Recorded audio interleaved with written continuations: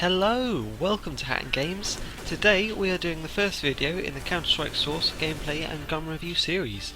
It's where we go for a selection of guns within Counter-Strike Source and take a close look at their stats and how they should be used in-game. So, to kickstart the series, we're doing the M4A1, which is a gun most people will be familiar with. It originates from the USA and is commonly referred to as the M4 carbine. It was first built in 1994 and is used mainly in combat by the United States Army. It has appeared in the War of Iraq and is currently being used in Afghanistan. On an unarmoured enemy, i.e. no Kevlar or helmet equipped, the M4 does 131 damage for a headshot, 32 damage on the chest and arm, 41 damage on the stomach and 24 on the leg. Against an unarmoured opponent, the M4 does 92 damage for a headshot, 23 damage on the chest and arm, 28 damage on the stomach and 24 damage on the leg.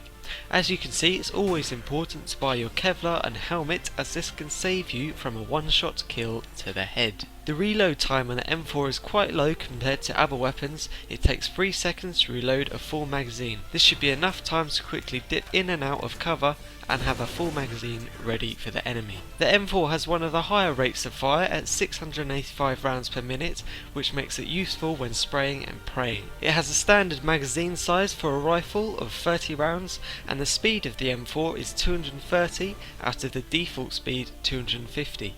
This enables players to move around swiftly with the M4 compared to other rifles which have a far slower movement rate. The M4 is only available to purchase when playing as a counter-terrorist.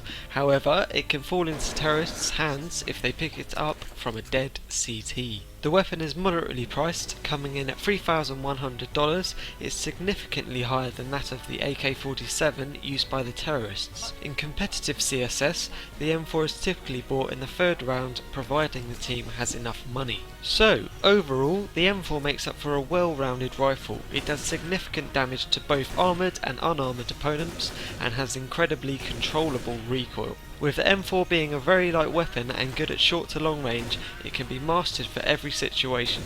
This is why it is one of the most favoured weapons in the Counter-Strike series. Okay, so that about wraps it up for this episode. Stick around for the next one where we'll be taking a look at the AK-47. I'll see you then.